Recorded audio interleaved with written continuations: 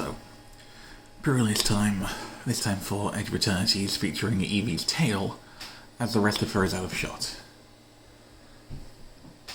No longer featuring Evie's tail, she's now wandered off. So, Edge of Eternities then. As per usual, I did 2 releases at Bad Wolf, my local game store. Link in the description, not sponsored, they're just cool. First things first was competitive. So, first I'll show off the built and the rest of the pause. So the deck was Territorial Bruntar, Cavern Turbodrome, Drill Too Deep, Rigged for War, Mental Modulation, Lost in Space, Ruinous Rampage, Cut Propulsion, Illinois Operative, Starwinder, Warmaker Gunship, Unravel, Cloud Sculpt Technician, Red Tiger Mechan, Plasma Bolt, Memorial Team Leader, Illinois Infiltrator, another Illinois Infiltrator, Litho Breaking, an extremely fancy version of Rust Harvester, Sense the Chronologist, Knowledge Moxite, Illinois Gale Blade, Zookeeper Mechan, Orbital Plunge, Slack Roll Scrapper, and some Lambda tokens. So, yeah, this wasn't what I started off with. I started off in Boros, and then switched to Izzet after game 1. I also pulled Rares-wise, Sothera, Gene-Morph Imago, Godless Shrine, Breeding Pool, and Sledge Class Sea Chip. Now, I pulled a grand total of 0 allowance from the bonus sheet at the first pre-release. All told, between both pre-releases and the bundle and my prize packs, from casual, I pulled 3. Friend of the channel Quinn pulled 3 at comp pre-release. Some people have a luck. So, how did it go? Real bad. I got my ass whooped. Oh, Evie's coming back. You come to say hello? Sniff the deck? Sniff the box? Little feet. No, okay. Yeah, so, I went in not really having a side quest, which felt weird, because I usually do pre-release. Thankfully, I found my side quest mid-game. As a friend of the channel, Lauren. Actually, he's going to set aside mental modulation as well, seeing as I have plans for that. Friend of the channel, Lauren, pulled the new Demir board wipe, but also Nullstorm for half the deck. And I realised, hang on a minute, I have a Starwinder as well. I can deck out in pre-release, and I could have killed her game 1. But I intentionally chose to deck myself out instead, because how often am I going to manage that? She survived on 1 life. Really fun time. Actually, I'm just double check if there's anything here I can run elsewhere. I can set aside with mental modulation. That's about it. So yeah, that went, all told, pretty bad for me. I got my ass kicked, but I had a good time, and I got some good pulls. Casual, on the other hand. So, let's go through the deck first. We have... Actually, I'll go through the rest... Well, yeah, let's do the deck first. We have Depressurize, Dark Endurance, Medium's Massacre, Tractor Beam, Grab Pack Monoist, Stoneman Scrapbot, Illinois Gale Blade. I stole some lambs again. Sorry, Dan Ash, I'll bring them back. Stolen lambs, stolen what am I, the US government? Quantum Riddler, Caesarian Voidborn, Monoist Sentry, All Plate Pangolin.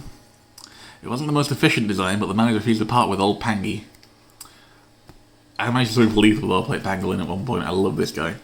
Cryo Shatter. Now, comp pre-release in game 1, friend of the channel Mark was running Cryo Shatter at 2, which completely shut me down. As I mean that all my creatures were 0 power, and couldn't create any of the ships that I was kind of relying on.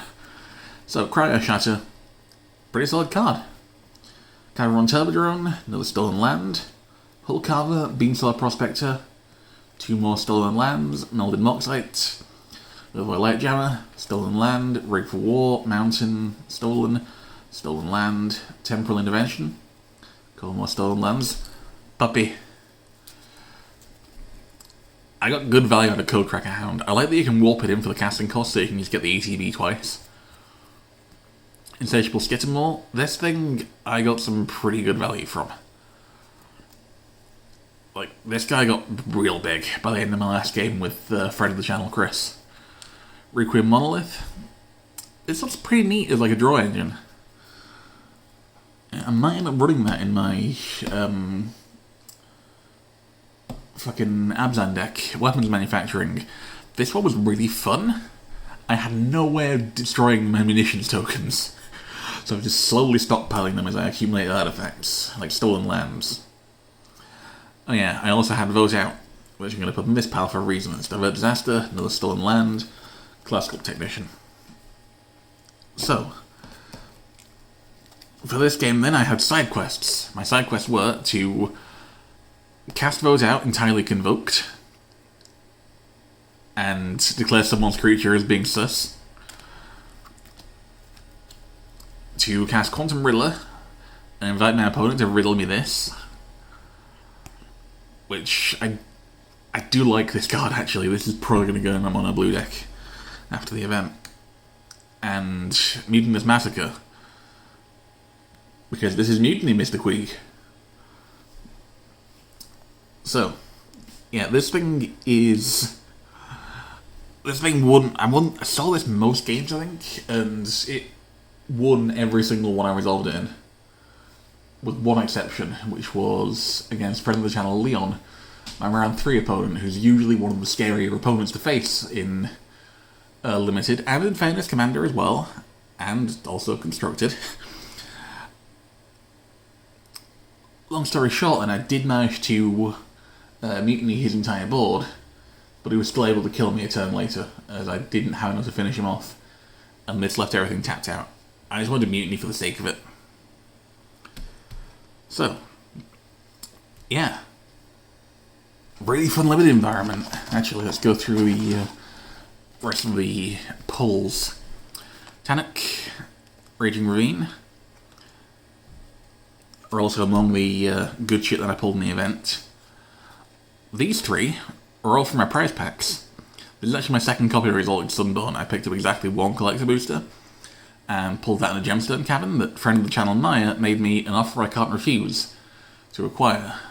In fairness, that offer was a Galaxy Fall Planet. It's like, yeah, sure. Promo for the second one was Drumming Hive Pool, which I can probably use somewhere. Loading, I also pulled Loading Zone, which I can definitely use somewhere. Hard Light Containment, which I can, again, definitely use somewhere. Or potentially use somewhere. I'll also point out that, like... Okay, I'm just going to run through the pulls in green and white. So remember, Hard Light Containment, nice bit of removal, Loading Zone, double counters. And we have Zealous Display, Focus Fire, Banishing Light, Reroute Systems, Ice Cave Crasher, Atmospheric Greenhouse, Diplomatic Relations, Fungal Colossus, Intrepid Tenderfoot, Drix Fate Maker, Ice Cave Crasher, Galactic Wayfarer, Hemosymbic Might, Thorbringer, Blooming Stinger, Meltstride Eulogist, Scout for Survival, Auxiliary Boosters, Rayblade Trooper, Starfighter Pilot, Westblade Enhancer, Luxmite Breacher, Dockwalker Drone, and optionally Pinnacle Killship, and Hallier Ascendant Cadet, and I guess Nutrient Block as well. Nothing else super relevant to that. Yeah, maybe the Torpedo. I reckon this would have made for a perfectly coherent Selesnya deck, but instead I went Grixis side quests and won. I placed first, narrowly. Like, I forget what the order of metrics is. There's like win rate, opponent win rate, match win rate, opponent match win rate, or whatever. And like, basically, I was tied with second place friend of the channel Ari until the final one, where I was a few fractions of a percentage ahead, which I'm pretty sure was because round 1, I basically went 1-0. So technically my opponent lost fewer games. I don't know. Either way, it was close enough that I'm willing to call it joint first, because it basically was. Yeah, limited environment for Age of Eternities then. It's a little slow. It feels a little odd having like a mono archetype set, but it still had like a good amount of room to sort of play. Ultimately, I do kind of prefer Final Fantasy to Age of Eternity's limited environment, just because that had like a bunch of really good coherent two-colour themes that very easily blended to make sort of three-colour ones. Like you could very easily, for example, red-green with Landfall and blue-green with Towns.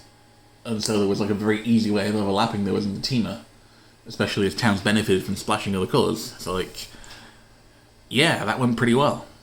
That was a good time. I'm actually going to be drafting it with anyway with a few friends later today, so that should be fun. I'll see you all another time, once I have de-sleeved this stuff, and set aside the lambs to return to Bad Wolf. Sorry.